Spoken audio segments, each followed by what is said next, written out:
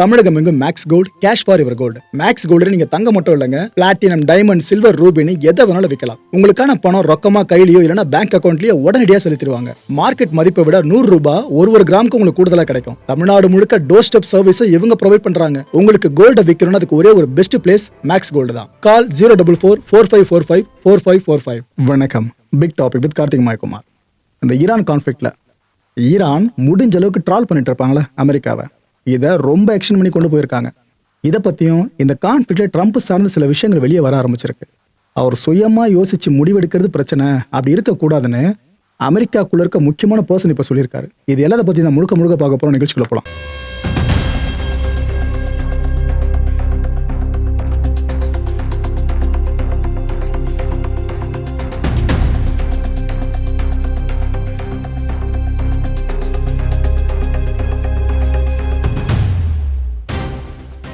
ஒரு நாட்டுக்கும் அதோட கேபிட்டல் ரொம்ப முக்கியமான பகுதியா, அந்த பகுதி சார்ந்த ஒரு விஷயம் பண்றாங்கன்னா அது நாடு முழுக்க எதிரொலிக்கும். அது போல ஈரான் தொடர்ந்து டெஹ்ரானை ஒரு பெரிய ப்ரொபகண்டா ஹப்பா பயன்படுத்திட்டு இருக்காங்க. என்ன பண்ணுவாங்கன்னா, அமெரிக்கா அதோட பெரிய ஆர்மடை அனுப்பிச்சது பார்த்தீங்களா, பெரிய போர்க்கப்பல் தொகுப்புகளை, அந்த கப்பல் வந்து நிக்க வச்சு ஃபுல்லா பயன்படுத்துற வேலையை ட்ரம்ப் பார்த்தாப்புல. அப்ப ஈரான் என்ன பண்ணுச்சு, ஒரு பெரிய பில்போர்ட்ல அமெரிக்கா கப்பலை அப்படியே அவங்க தத்ரூபமா கொண்டு வந்து ஓவியமா வரைஞ்சு அதுல ஈரானோட மிசைல்ஸ்லாம் வந்து அட்டாக் பண்ற மாதிரி ஃபுல்லா கிரியேட் பண்ணியிருந்தாங்க. என்ன சொல்ல வந்தாங்கன்னா, அவனை ஆர்மடா கொண்டு வந்து நிறுத்திடல, நாளை பின்ன நாங்கள் அடிச்சு காலி பண்ற மாதிரி அப்படின்னு பொருள். இங்க எப்படி பிளே பண்ணாங்களா, இந்த ஸ்ட்ராட்டஜி இன்னும் ஃபாலோ பண்ணிட்டு இருக்காங்க. இப்ப தெஹ்ரான்ல அது மையத்தில் அவங்க வச்சிருக்க பில்போர்டு தான் இங்க பார்த்துட்டு இருக்கீங்க. இந்த மீன் பிடிக்க வலையெல்லாம் பயன்படுத்துவோம் பார்த்தீங்களா, அதுமாரி வலையை பிடிச்சிட்டு இருக்காங்க இந்த ஈரானியன் சோல்ஜர்ஸ். அந்த வலைக்குள்ள அமெரிக்காவோட ஏர்கிராஃப்ட்ஸ், பல வகையான ஏர்கிராஃப்ட்ஸ் இருக்கு பாருங்க, ரீஃபியூல் பண்றதுக்கும் அப்புறம் இந்த டிரான்ஸ்போர்ட்டுக்கும் அப்புறம் மற்ற விஷயங்கள் சார்ந்த அட்டாக்குக்கும் சொல்லிட்டு அது போல விமானங்களை அசால்ட்டா பிடிச்சி எடுத்துக்கிட்டு இருக்காங்க. அதாவது நாங்க உங்க நாட்டோட ஒரு விமானத்தை காலி பண்ணல, நிறைய விமானங்களை போட்டு தள்ளிக்கிட்டு இருக்கோம். உங்களை காலி பண்ண எங்களுக்கு இந்த வலையை தூக்கி போட்டா அதுல வந்து மீன்கள் நிறைய மாட்டோம்ல, அது மாதிரி தான் நீங்க, நாங்க லைட்டா அடிச்சா போதும் நிறைய கொலாப்ஸ் ஆகுது உங்களோட அசட் அப்படின்னு இப்படி வச்சு ட்ரால் பண்ணிருக்காங்க. அதுவும் பில் போர்ட்லங்க, சும்மா ஏஐ வீடியோவா வெளியிடுறது இல்ல, அங்க டெஹ்ரான்ல மத்தியில மெயின் ஜங்ஷன்ல இது போல விஷயத்த பண்ணிருக்காங்க. அமெரிக்காவும் இஸ்ரேலும் எதை டார்கெட் பண்றாங்க, எனக்கு தெரிஞ்ச அடுத்து இந்த பில் போர்ட்ஸையும் அவங்க டார்கெட் பண்ணுவாங்கன்னு நினைக்கிறேன். இன்னொரு பக்கம் ஈரான் மீடியா எப்படி தெரியுமா கிரில் பண்ணிக்கிட்டு இருக்கு இந்த அமெரிக்கா இஸ்ரேல் படைய, தெரியுதா? அதாவது நம்ம சிக்கன்லாம் சாப்பிட்றதுக்கு இந்த கிரில்லாம் போடுவாங்க பார்த்துருக்கீங்களா, பார்பிக்யூலாம், அது போல இந்த அளவுக்கு அமெரிக்க விமானங்களை, போர் விமானங்களை அங்கே கிரில் பண்ணிக்கிட்டு இருக்கோன்னு இப்படிதான் போய் கிண்டல் பண்ணிக்கிட்டு இருக்காங்க. எனக்கு தெரிஞ்சு ட்ரம்ப் பயங்கரமா கோவப்படுறாருல இந்த ஈரான் மேல. அதுக்கு 10 காரணங்கள் இருந்தாலும் அதுல ஒரு காரணமா கண்டிப்பா இது போல இமேஜினேஷன்ஸ் இருக்கும்னு நினைக்கிறேன். இந்த ட்ரால் பண்றாங்க மாதிரி ஈரான் அவங்களோட கற்பனை வளத்துல இதை சொல்றேன். ட்ரம்ப்போட டெட்லைன் முடிகிற நேரம் வந்துருச்சா, இதுக்கு மத்தியில பாகிஸ்தான் சைட்ல இருந்து ஒரு பெரிய விஷயத்தை இப்ப கட்டவிழ்த்து விட்டுருக்காங்க. இந்த ஃபெயில்டு மார்ஷல் இருக்கார்ல அசிம் முனிர், அவர் தலைமையில ஒரு புதிய பீஸ் ப்ரொபோசலை உருவாக்கியிருக்காங்க. இது என்னன்னாக்கா, ஈரானுக்கும் அமெரிக்காவுக்கும் இடையில இந்த போர் நிறுத்தம் உடனே வரணும், இதுக்காக இதெல்லாம் பண்ணா கரெக்டா இருக்கும்னு யாரு நாட்டாம பண்றா, பாகிஸ்தானு. அவங்களுக்கு ஒரு பிரச்சனைனால அமெரிக்கா நாட்டாம பண்ண உள்ள வரணும், ஆனா அவங்க அமெரிக்கா பிரச்சனைக்குள்ள நாட்டாம பண்ண உள்ள வராங்க. இது அவங்களுக்கு கிடைச்ச கௌரவம் கிடையாது. அமெரிக்கா ஓகே, யாரோ கிரெடிட் எடுத்துட்டு போறதுக்கு நீ வந்து எடுத்துக்கியா, நீ ஒரு இஸ்லாம் கண்ட்ரி தானே, ஈரான் ஒரு இஸ்லாமிய தேசம் தானே, உங்களுக்குள்ள கொஞ்சம் ஒத்து போகும், நான் சொல்றது எப்படிதான் நீ போய் ஒப்பிக்க போற, இதுக்கு எது புதுசா ஒரு நாடு உள்ள கொண்டு வரணும், நீயே இருன்ற மாதிரி அமெரிக்கா அப்பாயின் பண்ணி வச்சிருக்கு. ஆனா ஈரான் ஒத்துக்கணும்ல, ஈரானுக்கு ஆக்சுவலா பாகிஸ்தான் மேல நம்பிக்கை இல்லையாங்க. இது நிறைய ரிப்போர்ட்ஸ் மூலமா செய்தி வெளியே வந்துகிட்டே இருக்கு. அவங்க எப்படி இருந்தாலும் அமெரிக்காவுக்கு ஃபேவர் தான் செயல்படுவாங்க, நாம எப்படி நம்புறதுன்ற மாதிரி ஈரான் ஒரு நிலைப்பாடுல தெளிவா இருக்காங்க. சோ இந்த கான்ஃபிளிக்ட் முடிவுக்கு வரணும்னாக்கா ஈரான் மனசு வைக்கணும், பாகிஸ்தானோ இல்ல அமெரிக்கா மனசு வச்சாலும் இது வேலைக்கு ஆகாதுன்றது இந்த ப்ரொபோசலை இப்போ அவங்க ஹேண்ட் ஓவர் பண்ணிருக்காங்களே, இதை வச்சே புரிஞ்சுக்க முடியுது. அமெரிக்கா கிட்ட இந்த ப்ரொபோசலை ஹேண்ட் ஓவர் பண்ணிட்டாங்களாமா, ஈரான் கிட்டே ஹேண்ட் ஓவர் பண்ணிட்டதா அவங்க சொல்றாங்க. ஆனா ஈரான் இதை சொல்லணும், ஆமாங்க எங்களுக்கு இந்த ப்ரொபோசல் வந்துருச்சு, பாகிஸ்தான் அனுப்பிச்சது, நாங்க பார்த்து படிச்சுக்கிட்டு இருக்கோம், கூடிய சீக்கிரம் அனௌன்ஸ் பண்ணுவோம் அப்படின்னு சொல்லணும். ஆனா இந்த செகண்ட் வரைக்கும் அப்படி அவங்க சொன்ன மாதிரி தெரியல. பாகிஸ்தான் உண்மையிலேயே ஈரான் ரெஜிம் கிட்ட தான் இந்த ப்ரொபோசலா முன்வைக்கிறாங்கன்னு ஒரு பெரிய சந்தேகமா வந்திருக்கு. டாக்டர் முகமது ரெசா ஆரிஃப், ஈரானோட ஃபர்ஸ்ட் வைஸ் பிரசிடென்ட், இப்ப வைஸ் பிரசிடென்ட்டும் இவர் தான். இவர் என்னென்ன சொல்றாரு, இந்த அமெரிக்கா எங்க நாட்டில் இருக்க கல்வி நிலையங்கள் இருக்குல்ல, அதையே டார்கெட் பண்ணி அடிச்சுக்கிட்டு இருக்காங்க, அதெல்லாம் காலி பண்றதுல அவங்களுக்கு அப்படி என்னதான் சந்தோஷமோ தெரியல. இப்போ ஷாரிஃப் யூனிவர்சிட்டி ஆஃப் டெக்னாலஜி இதை அடிச்சிருக்காங்க. அவங்க இது மூலம் பண்றாங்கல்ல, இது எதை திறமா காட்டுது, simple of Trump's madness and ignorance சொல்றாங்க. ட்ரம்ப் ஓகே, நான் அதை தெளிவாலாம் சொல்ல விரும்பல. அது ட்ரம்ப் ஒரு மாதிரி சொல்ற மாதிரி இருக்கும். அவரு மதிக்கெட்ட மாதிரி சில விஷயங்கள் பண்றாருல, அதோட அடையாளமா தான் இது போல கல்வி நிலையங்கள் மேல கை வைக்கிறத நாங்க பாக்குறோம். அவங்களுக்கு புரியல, இந்த எதிரிகளுக்கு புரியல.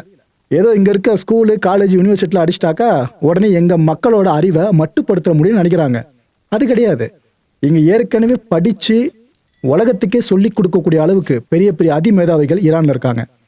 அவங்க இருக்கிற வரைக்கும் நீங்க எங்க தான் ஸ்தாபகங்கள், கல்வி ஸ்தாபகங்கள் சார்ந்து காலி பண்ணாலும் நீங்க ஒன்றும் ஜெயிக்க முடியாது. எங்களோட அறிவை எங்களோட முன்னோர்கள் இருக்காங்களே அவங்க சார்ந்து நாங்கள் ஃபுல்லாக கொண்டு போவோன்னு அவர் இப்போ பேசியிருக்காரு. இது மட்டும் இல்லை, ப்ரொஃபஸர்ஸ் ஈரானுக்கு எவ்வளவோ பவர்ஃபுல் பர்சன்ஸ் இருக்கான்னு உலகத்துக்கு தெரியும். ஆனால் எல்லாரோட மேலே நாங்கள் பார்க்கறது கல்வியை போதிக்கிற இடத்துல இருக்காங்களே அந்த ப்ரொஃபஸர்ஸை தான். அவங்க இங்கே கடைசியில் ஒருத்தர் இருக்கிற வரைக்கும் எங்கள் ஈரானில் மக்களோட அறிவை மட்டுப்படுத்த முடியாதுன்னு வைஸ் பிரசிடென்ட் பேசியிருக்காரு. பென் ரோட்ஸ், இவர் யார் தெரியுமா? இதுக்கு முன்னாடி அமெரிக்கா ஆண்டார் பாருங்க, பராக் ஒபாமா. அவருக்கே நேஷனல் செக்யூரிட்டி அட்வைசராக இருந்த பர்சன், முன்னாள் நேஷனல் செக்யூரிட்டி அட்வைசர் இவர். இவர் இப்போ என்னென்ன சொல்லியிருக்காரு தெரியுமா? எங்களுக்கு பெரிய டவுட் வருதுங்க. ஏன்னா ஒரு நாட்டுக்கு அதிபர்னு இருக்காங்க, தலைவர்னு இருக்காங்கன்னா அவங்களுக்கு அட்வைசர்ஸாக சில பேர் செயல்படுவாங்க. அவங்களாம் அந்தந்த துறைகளில் அதிமேதாவிகளாக இருப்பாங்க. ஸோ அவங்க கிட்ட சில விஷயம் இன்புட்டாக எடுத்துக்கிட்டு, சஜஷன்ஸ் எடுத்துக்கிட்டு டிசிஷன் வேணும்னா பிரசிடென்ட் எடுக்கலாம். ஆனால் அவங்க கிட்ட சில சஜஷன்ஸை வாங்கணும். அப்படி ஒரு 10 பேரோட சஜஷன்ஸ் வாங்கி அதுக்கப்புறம் தலைவர் ஒரு விஷயத்தை அறிவிக்கிறாருன்னா அது கரெக்டாக இருக்கும். அதை விட்டு நான் தான் தலைவர், நான் சொல்கிறத மட்டும் தான் நீங்களாம் செய்யணும், இந்த அட்வைசர்ஸ் சும்மா பேருக்குறீங்க அவ்வளோதான் ஓரமா, என்கிட்ட இதெல்லாம் நீங்கள் சொல்லக்கூடாதுன்னு ஒரு தலைவர் இருந்தால் எப்படி இருக்கும்? அது மாதிரி ட்ரம்ப் இருக்காரோன்னு எங்களுக்கு சந்தேகம் வந்திருக்கிறதா அவர் சொல்லியிருக்காரு. இதில் இன்னொரு மேட்டர் அவர் சொல்கிறாரு, இந்த பொலிட்டிக்கல் அட்வைசர்ஸு, மிலிட்டரி அட்வைசர்ஸு இவங்கெல்லாம் அமெரிக்காலையும் இருக்காங்க. அவங்களையெல்லாம் ட்ரம்ப் அவர்கள் பயன்படுத்துகிறாரா இல்லையா? எங்களுக்கு இதில் பெரிய குழப்பமே இப்போ வந்துருச்சு. ஸோ இதுக்கப்புறம் நாங்கள் அமெரிக்க ராணுவம் சார்ந்த ஒரு விஷயத்தை நாங்கள் தேட போகிறோம். அது என்னன்னா, அவங்க ட்ரம்ப்புக்கு நோ சொல்கிற மனநிலையில் இருக்காங்களா இல்லையா? ஏன்னா அந்த அமெரிக்கன் சோல்ஜர்ஸ்க்கே தெரியும், ட்ரம்ப் சொல்கிற மாதிரி ஈரானில் போய் பெரிய அட்டாக்கை நம்ம பண்ணுறோம் அப்படின்னா கண்டிப்பாக கொத்து கொத்த அப்பாவி மக்கள் உயிரிழப்பாங்க. இந்த ராணுவத்தில் இருக்கவங்களும் மனுஷங்க தானே, அவங்களுக்கும் மனிதாபிமானம் இருக்கும்ல. ட்ரம்ப்ன்ற ஒரு ஆள் சொல்கிறாருன்றதுக்காகவே எல்லாரும் போயிட்டு அங்கே இருக்க மக்களை கொலை பண்ணோன்னா எப்படிங்க? ஸோ அந்த சோல்ஜர்ஸ்லாம் ட்ரம்ப் கிட்ட நோ சொல்லுவாங்க, நாங்கள் எதிர்பார்க்குறோம். அதை பற்றி நாங்கள் ஃபுல்லாக இப்போ கனெக்ட் பண்ணுற மாதிரி எதனா கிடைக்குமான்னு தேடிக்கிட்டு இருக்கோம். ட்ரம்ப் அவர்கள் இந்த போரை நிறுத்த விரும்புகிறாரு, உண்மையிலேயே விரும்புகிறாரு அப்படின்னா பேச்சுவார்த்தை பண்ணி மட்டும்தான் முடிக்கணுமே தவிர இது போல கொத்து கொத்தா போய் குண்டு மிசைல்ஸ்லாம் லான்ச் பண்ணி ஈரான் மக்களை கொன்று குவிச்சு ரத்த ஆற ஓட வச்சு அதுக்கப்புறம் கிடைக்கிற வெற்றின்ற ஒன்று வெற்றியாகவே இருக்காதுன்னு நம்ம மனசில் இருக்க அதே விஷயத்த அந்த மனுஷன் இப்போ சொல்லியிருக்காரு. ஓகே, ஈரான் மீடியா இப்போ என்ன நம்ம செய்தி வெளியிட்டிருக்காங்க, இந்த ஹார்மூஸை கடந்து வர கப்பல்கள் எண்ணிக்கை 1, 3, 5 இது போல தான் இருந்துச்சு ஒரு நாளைக்குன்ற பேஸ்லேயே. கடந்த 24 மணி நேரத்தில் மட்டும் 15 கப்பல்கள் ஹார்மூஸை கடந்திருக்கான். மக்களை மறந்துடாதீங்க, இந்திய கப்பல்களுக்கும் அங்கே அனுமதி கொடுக்கப்பட்டு இருக்கு. நம்ம கப்பல்களை ஒன்று ஒன்றா எல்பிஜி ஏற்றிக்கிட்டு இங்கே வந்துகிட்டு இருக்கு. நம்ம நாட்டில் தலைவரிச்சாடுற பிரச்சனை தானே, அதை ஓரளவுக்கு சால்வ் பண்ணுற மாதிரி அங்கேருந்து வந்துகிட்டு இருக்கு. அண்ட் பல வருஷங்கள் கழிச்சு ஈரான் கிட்ட நம்ம எரிபொருள்களை வாங்குறதுக்கும் திரும்ப ஆரம்பிச்சிட்டோம். இந்த அமெரிக்கா சமீபத்தில் சொல்லிச்சு பாருங்க, வாங்கிக்கலாம் பிரச்சனை இல்லை இப்போதைக்கு இந்த நிலைமையில அப்படின்ட்டு. அதனால நம்மளுக்கு இந்த ஒரு பெனிஃபிட் கிடைச்சிருக்க மாதிரி இருக்கு. ஸோ 15 கப்பல்கள் சொல்லிட்டாங்களா, இது எல்லாமே ஈரான் சம்மதத்தோடு வந்த கப்பல்கள். ஒரு கப்பல் கூட ஈரானை எதிர்த்துக்கிட்டோ இல்லை அமெரிக்க இஸ்ரேல் தொடர்பு கொண்ட கப்பல்களோ ஒன்று கூட அவங்க விடவே இல்லையா. ஸோ ஈரான் அங்கே ஓகே சொன்னால் மட்டும்தான் எத்தனை கப்பல் இருந்தாலும் வெளியே வரும்ன்றத இங்கே ஈரான் ஊடகங்கள் சொல்கிறாங்க. அண்ட் இன்னொரு மேட்டர் சொல்லியிருக்காங்க, இந்த கான்ஃப்ளிக்ட் ஆரம்பிச்சப்ப டிராஃபிக் ரொம்ப ஹெவியாக இருந்துச்சு பாருங்க அந்த ஹார்மூஸ் பகுதியில். இப்போ இது முன்ன இருந்த அளவை விட 90% கீழே வந்துச்சுன்றாங்க. ஸோ இதுக்கு என்ன அர்த்தம்? நாங்கள் அதிகமான கப்பல்களை போக விட்டோங்க, ரீஓப்பன் பண்ணணும்னு சொல்லி கேட்டிங்களா, நாங்கள் இன்னும் க்ளோஸே பண்ணலையே, அப்புறம் ரீஓப்பன் பண்ணுறதுக்கு இந்த பாருங்க கப்பல் போக்குவரத்து சரியாக தான் போயிட்டு இருக்கு. ஆனால் எங்களோட எனிமீஸ் இருக்காங்களா, அமெரிக்கா, இஸ்ரேல், இவங்களோட கப்பல்களும் சரி, அவங்களுக்கு நட்பாக செயல்படுற நாடுகளோட கப்பல்களையும் சரி நாங்கள் அனுமதிக்க மாட்டோன்றதுல மட்டும் தெளிவாக இருக்காங்க. அமெரிக்கா என்ன ப்ரொஜெக்ட் பண்ண ட்ரை பண்ணுது, உலகத்துக்கே ஃபுல்லாக ஒரு பிரச்சனை ஏற்படுத்துகிற மாதிரி ஹார்மூஸை க்ளோஸ் பண்ணி வச்சிருக்கு, பிளாக் பண்ணி வச்சிருக்கு ஈரான்னு சொல்கிறாங்க. ஆனால் ஈரான் என்ன சொல்கிறாங்க, இது பேர் பிளாக்கேடு கிடையாதுப்பா, எங்களுக்கான கப்பல்களை, எங்களோட நட்பு நாடுகள் கப்பல்களை நாங்கள் விட்டுறோம், எதிரிகளாச்சு நீங்கள், உங்கள் கப்பல் நாங்கள் எதுக்காக வேணும் அப்படின்னு அவங்க தெளிவாக இருக்காங்க. இந்த ரீஓப்பன்ற ஒரு வார்த்தைக்கு நடுவில் 2 தரப்பு எப்படி முரண்பட்டு நிற்கிறாங்க தெரியுதா? Okay, major general Majid Kadhimi ஆக்சுவலாக இவர் யாருன்னா ஐஆர்ஜிசியோட இன்டெலிஜென்ஸ் ஆர்கனைசேஷன் இருக்குல்ல, அதாவது உளவு சார்ந்து ஈரானில் எல்லா முக்கிய முடிவுகள் எடுக்கிறவர் தான் இவர் தான். அங்கே இருக்கிறதுலே பவர்ஃபுல் அண்ட் எஜுகேட்டட் ஹெட்னு எடுத்துக்கிட்டீங்கன்னா இந்த பர்சன் தான். அப்பேற்பட்ட இந்த கீ பர்சனை கொண்டுட்டு தான் சொல்லியிருக்காங்க இஸ்ரேல். இப்போ சமீப காலமாக ஈரானில் பெரிய பெரிய தலைகளை தூக்கிட்டு இருக்காங்களே, இப்ப கடைசியா இவரையும் தூக்கிட்டு தான் சொல்லியிருக்காங்க. மேஜர் ஜெனரலுங்க, இந்த அளவுக்கு ரேங்க்ல இருக்க ஒருத்தர், அவரை தூக்கியிருக்காங்க. இந்த கதேமி இருக்கார்ல, இவருக்கு முன்னாடி இந்த போஸ்ட்ல யார் இருந்தான்னு பாத்தீங்கன்னா ஜெனரல் முகமது கசேமி. வித்தியாசம் புரிஞ்சுங்க ப்ரொனன்சியேஷன்ல.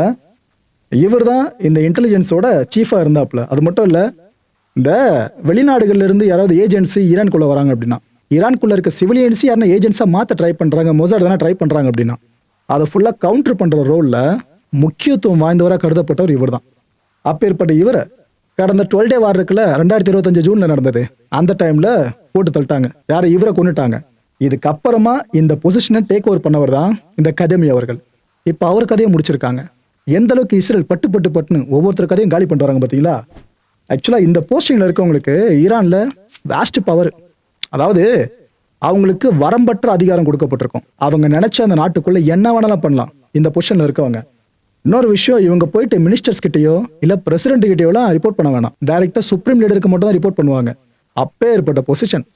அதுல இருந்த ஒருத்தரை 12 டே வார்ல முடிச்சாங்க. அதுக்கப்புறம் பதவி ஏற்றவரை இப்ப இஸ்ரேல் முடிச்சிருக்கு. இது இஸ்ரேலை பொறுத்த வரைக்கும் சந்தோஷமான செய்தி இல்லையா? அவங்க ஸ்டேட்மெண்ட் மேல ஸ்டேட்மெண்டா விட்டுக்கிட்டு இருக்காங்க. இப்போ அதை பத்தி நான் போக சொல்றேன். அதுக்கு முன்னாடி இந்த கான்ஃபிளிக்ட்ல இது வரைக்கும் கொல்லப்பட்டவங்க இருக்காங்களே ஈரான்ல டாப் லீடர்ஸ், அவங்கள பத்தின லிஸ்ட்டை பாருங்க. முதல்ல ஈரான் சுப்ரீம் லீடர்ல ஆரம்பிச்சாங்க அலி கமனி அவர்கள். அவருக்கு அப்புறம் செக்யூரிட்டி அபிஷியலான அலி லாரிஜானி. இவர் தான் அடுத்த சுப்ரீம் லீடரா வருவதற்கான தகுதி இருக்கிறதா எல்லாரும் பார்க்கப்பட்ட ஒரு நபர். அவர் கதையை முடிச்சாங்க. இந்த சுப்ரீம் லீடரோட டாப் செக்யூரிட்டி அட்வைசர் அலி ஷம்கானின்னு சொல்லிட்டு அவரு கதையை முடிச்சாச்சு. இவருக்கு அப்புறம் IRGC கமாண்டரான முகமது பக்பூர், ஆர்ம்டு ஃபோர்ஸஸோட சீஃப் ஆஃப் ஸ்டாஃபான Abdul Rahim Mousavi and defence மினிஸ்டரான அசீஸ் நாசிர் ஜாதே. அண்ட் இந்த லிஸ்ட்ல 6 பேருக்கு அடுத்தபடி 7வதா இப்போ மஜித் கதேமியவும் முடிச்சிட்டாங்க. இஸ்ரேல் கட்டம் கட்டி தூக்கிட்டு இருக்காங்க ஒரு முக்கியமான தலைகளையா. ஈரான் ரெஜிமை மாத்தணும்ன்றது அமெரிக்காவோட தாட் ப்ராசஸோ இல்லையோ, ஆனா இஸ்ரேலுக்கு அதான் முழு முதல் கொள்கையா இருந்துட்டு இருக்கு. இஸ்ரேல் கேட்ஸ், இஸ்ரேலோட பாதுகாப்புத்துறை அமைச்சர், அவர் இப்ப என்ன சொல்றாரு, IRGC சும்மா இல்லாம எங்களோட சிவிலியன்ஸ் மேல அட்டாக் பண்ணிட்டு இருக்காங்க. நீங்க எங்க பொதுமக்களை தோடுறீங்களா, நாங்க பார்த்துட்டு சும்மா இருக்க முடியும். நாங்க உங்களோட ரிஜிம்ல இருக்க லீடர்ஸை தூக்குறோன்றாங்க. ஜஸ்டிஃபை பண்ணியிருக்காங்க. எங்க பொதுமக்களை தொட்டா உங்க ரீஜிம்ல பெரிய பெரிய தலைங்க இருக்க மாட்டாங்கன்றது அவரோட வார்னிங்கா இருக்கு. ஈரான் லீடர்ஸ் எல்லாருமே ஒரு பயத்தோடய வாழணும். நீங்க எங்க இருந்து நாளை பின்ன இஸ்ரேல் நம்மளே போட்டு தள்ளுவாங்களோ அப்படின்ற பயத்துல ஒரு நொடியை நீங்க வாழணும். அதுதான் நாங்க உங்களுக்கு கொடுக்குற தண்டனை. ஸோ இதுக்காகவே நாங்க உங்களை தேடிக்கிட்டே இருப்போம், வேட்டையாட ரெடியா இருப்போம். நீங்க அத்துமீறப்ப உங்க நாட்டுல ஒரு பெரிய தலைகளா உருள ஆரம்பிச்சிரும்னு இந்த மனுஷன் சொல்லியிருக்காரு. அண்ட் இப்ப ஈரானோட ஸ்டீல் இண்டஸ்ட்ரியவும் அப்புறம் இந்த பெட்ரோ கெமிக்கல்ஸ் இருக்குல்ல, இது சார்ந்த இண்டஸ்ட்ரீஸையும் அடிச்சிருக்காங்களாமா. அவரே சொல்லியிருக்காரு, அதையும் நாங்க தொட்டுட்டோம், கடுமையான டேமேஜ் ஏற்பட்டிருக்கதா சொல்லியிருக்காரு. மக்களை இப்ப சாதாரண செய்தி அவங்களுக்கு தெரியுதுல்ல. எப்பவுமே ஈரான் அந்த தேன் கூட கலைக்கும், அதுக்கப்புறம் இந்த தேனீக்கள் எல்லாமே மிடில் ஈஸ்ட்ல போய் லேண்ட் ஆகும். புரியுதா? ஈரானை இஸ்ரேல் ஒன்று பண்ணிடும். நீங்க எங்க ஸ்டீல் பிளான்ட்ல கை வைக்கிறீங்களா, ஓகே நாங்க மிடில் ஈஸ்ட் முழுக்க இருக்க எல்லா ஸ்டீல் பிளான்ட்ல கை வைக்கிறோம் அப்படின்னு ஈரான் சொல்ல அடிக்கும். நீங்க எங்களோட எதனா ஒரு பிசினஸ் ஃபார்ம் சார்ந்து அடிக்கிறீங்களா, ஓகே மிடில் ஈஸ்ட் முழுக்க இருக்க பிசினஸ் ஃபார்ம் சார்ந்து நாங்க அடிக்கிறோம், அதுவும் அமெரிக்க தொடர்பு கொண்டதுன்னு அடிக்க ஆரம்பிப்பாங்க. அங்க போற மிசைல்ஸும் ட்ரோன்ஸும் அந்த டார்கெட்ஸை மட்டுமா ஹிட் பண்ணோம், சிவிலியன் சார்ந்தும் பெரிய பிரச்சனை ஏற்படுத்தும். ஸோ இஸ்ரேல் இப்போ அனௌன்ஸ் பண்ணியிருக்காங்களே நாங்க வெற்றிகரமா அடிச்சிட்டோன்ட்டு, அடுத்து ஈரான் என்ன பதிலடி கொடுக்க போதும். இதுல இன்னொன்று வேணா சொல்றாங்க, இந்த டெரரிஸ்ட் ரிஜிம் இருக்குல்ல ஈரான்ல, அவங்க பயன்படுத்துற வார்த்தை, இது கொலாப்ஸ் ஆகுற வரைக்கும் நாங்க சும்மா இருக்க மாட்டோம், ஈரானை போட்டு பொழந்துகிட்டே இருப்போம்ட்டு இவர் சூழரிச்சு வர போயிருக்காருங்க இஸ்ரேல் கேட்ஸ். அண்ட் டர்க்கி, இந்த உலகம் முழுக்க ஈரானுக்கு ஆதரவா சில இஸ்லாமிய தேசங்கள் கிளர்ந்து ஆரம்பிச்சிருக்காங்களே, அதுல குறிப்பா டர்க்கியை சொல்லலாம். டர்க்கி அரசு இந்த கான்ஃபிளிக்ட்ல டைரக்டா கால் எடுத்து வைக்கலனாலும் டர்க்கி மக்கள் அந்த கவர்மெண்ட்டை புஷ் பண்ண ஆரம்பிச்சிட்டாங்க. இந்த ஈரானுக்கு தான் எங்களோட முழு ஆதரவு இருக்குன்னு சொல்லிட்டு, அது மட்டும் இல்ல இந்த போரை உடனடியா நிறுத்தணும், இதுக்கு அமெரிக்கா இஸ்ரேல் கண்டனத்தை பதிவு பண்றோம்ட்டும் டர்க்கில இருக்க மக்கள்லாம் ரேலி போக ஆரம்பிச்சிட்டாங்க. அவ்வளோ கிரௌடு மேசிவா.